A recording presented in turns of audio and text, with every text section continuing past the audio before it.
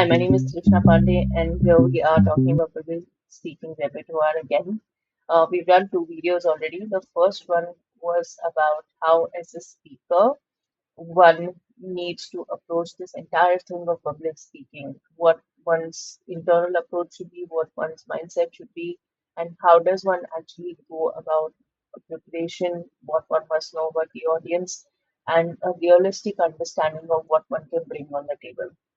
The second video was really about looking at it from the audience perspective.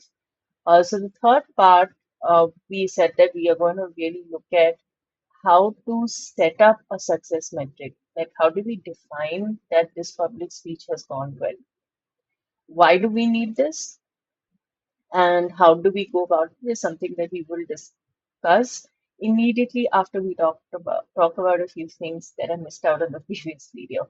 So two things. One is we said we are going to be talking about how to be a speaker in front of an audience that is an expert. Second thing, we also need to talk about how to establish credibility if you're not a very well-known person and you're going on a stage for the first time. Okay. So let's cover the second thing first. If you're unknown as a speaker, there are two things that can possibly happen. One is that you give a little short note about yourself and somebody is introducing you before you go on stage. And if this is happening, you can just jump right in and start your talk right there. But if this doesn't happen, you're called on stage and nobody is really giving a more elaborate introduction about who you are. It's always a good idea to talk a little bit about yourself, what you've done, what kind of expertise you have in the context of what you're going to bring on the table at that moment. The idea is to keep it under 2 minutes and not more than that, like very crisp matter of fact, because that establishes credibility like nothing else and it shows that you're very confident about what you do because people who are confident and people who are certain and who are comfortable in their own spaces just talk about it matter of fact. People who are not and who want to prove something go on and on about it. So credibility is always matter of fact. Talking about your expertise is always matter of fact, and then quickly move on into focusing on the audience and what they are there to receive, which also means that what you're there to give. The second thing we want to talk about, which gets really sketchy, is what if the audience is an expert? They really know everything, every nuance about what you're going to speak. This is also an interesting point of view because everybody listens a little differently. Like, if we don't know and we're going to listen to an expert, we're going uh, from the state of wanting to know more or getting something from that person. But when we are experts, it's almost like when we look at a child or when we look at a student, we're aware that they are not in the space where they can be at an expertise level, but we're also looking at have they learned enough?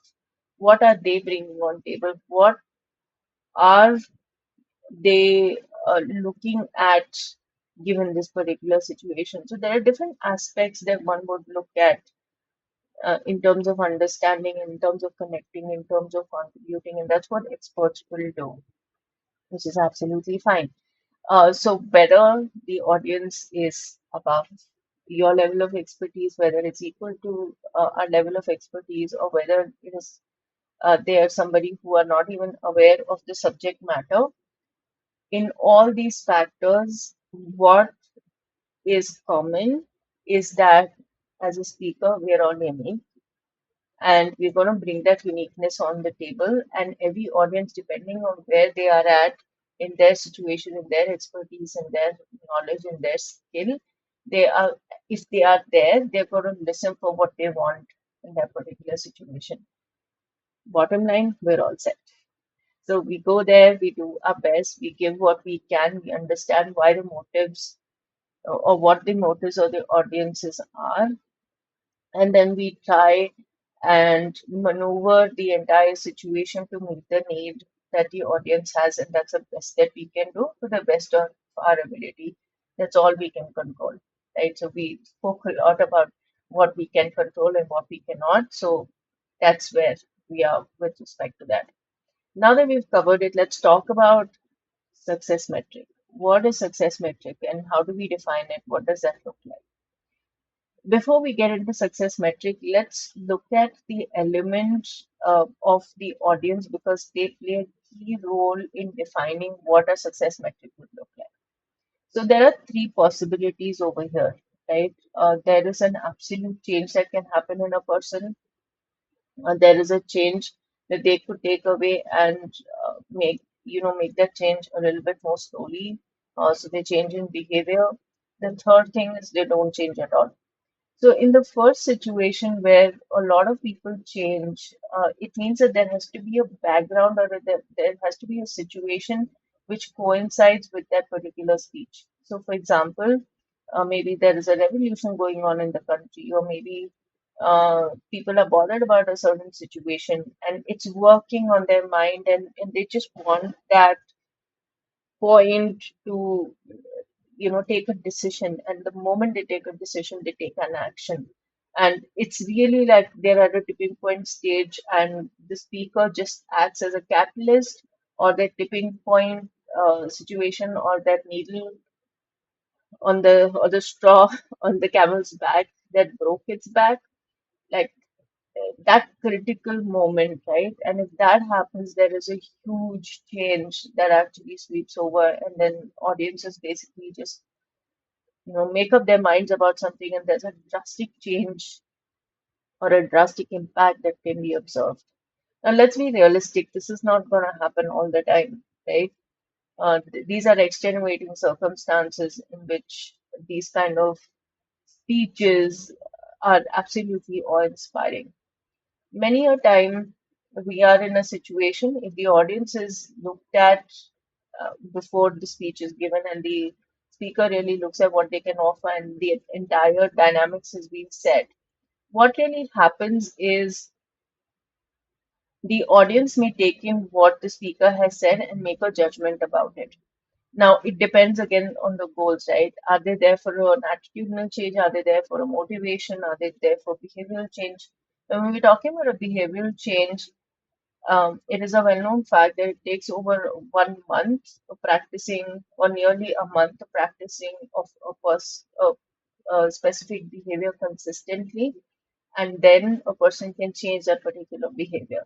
So it is definitely not going to happen in through a 1 hour speech, a 10-minute speech, a 1 day workshop. Not going to happen. If a person is ready and they're going to take it and they're going to change, that's incidental, and the probability of that is fairly low. But saying that everybody's going to go through that change, that's not going to happen. The realistic thing about changing a person's behavior or an attitude, so behavior change is different, which is skilling up a person. When we talk about um, the attitude of a person, they really have to reconsider where they're standing with a particular thing. Again, it really depends. They may take in what you have to say and think about it. They may or may not change, right? So attitude change requires a lot of experience that a person has to go through, and they also need to do a lot of introspection, which may or may not be possible in a speech. A speech gives a different perspective. What the audience does with it is their choice. The third thing that we're looking at is, as far as the time is concerned, so that has to be taken into cognizance. Is what is it that the speaker is offering? Okay, so we can say, look, you need to have a positive mental attitude, and we can give a 10-minute speech about it. Did it make any difference? Absolutely not. Okay, so giving a different perspective can offer only that much. So it depends on what you're looking at. If you want the audience to change your behavior, to buy your product, to buy your services, do you want them to see something differently so that their mindset can shift into something else that you desire? All that needs to be taken into cognizance. Okay, so the need, what you have to offer, has to blend and match, and the success metric has to be defined in accordance to the time factor that has been allocated to your capability in delivery and the content in delivery and how that can match with where the audience is at, right? So if it's a 10-minute speech, the feedback that we get immediately after the speech could include things like, was the person relatable? Were they understandable? Did you gain some insight or knowledge out of them? And then that's it. Okay? The 10-minute speech, if at all it triggers something in a person, it's not going to be something that is going to be lasting, most likely. If one or person gets triggered by it and it changes their life, that's incidental.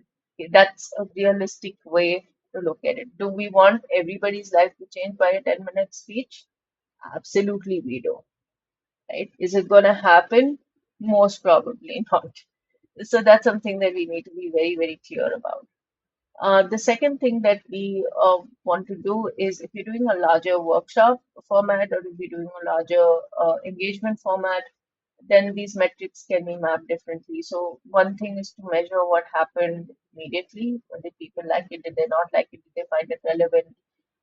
What learnings they took away? Is there some attitude or belief in them that changed? Are they planning to change a behavior? If they are, how are they planning to implement it and whatnot? So this feedback can be taken. The second level, what one can look at in this is following up 1 month to 2 months later and seeing whether they're actually bringing that change. The third thing that a person can really look at is, did this result in something within the context of which a person had set a goal in? So if you're looking at say a performance change at the company, did they actually make that change? Or did they make the change and did that change bring a result? Right? That's what, for example, Kirkpatrick's model really says that one could map out as far as organizational development is concerned. Personal development goes along the same lines, what could define these aspects with respect to one's personal situation, and then actually go from there, right?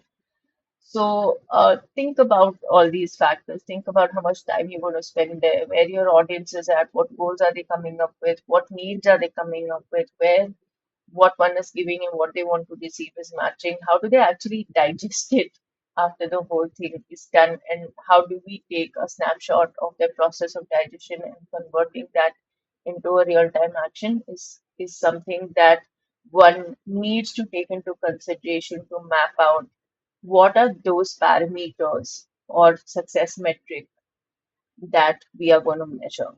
That needs to be set up beforehand. The second thing that we really need to think about in measuring a success metric is, when are we going to measure it? Once we have these two factors in place, then we need to go ahead and measure it, and that will tell us how we actually did. This is over and above the feedback and the input and the reflection we actually do, which we will discuss in the next video. With this, I'm going to wrap up. Please share your thoughts on what we have shared. Think about it with respect to your engagements in terms of your speech, and then let us know your inputs, your thoughts, your questions, and I'll be more than happy to look at them and respond. Have a good day, good night, good morning, wherever you are, whatever time you're watching this video. We'll see you in the next one. Bye bye.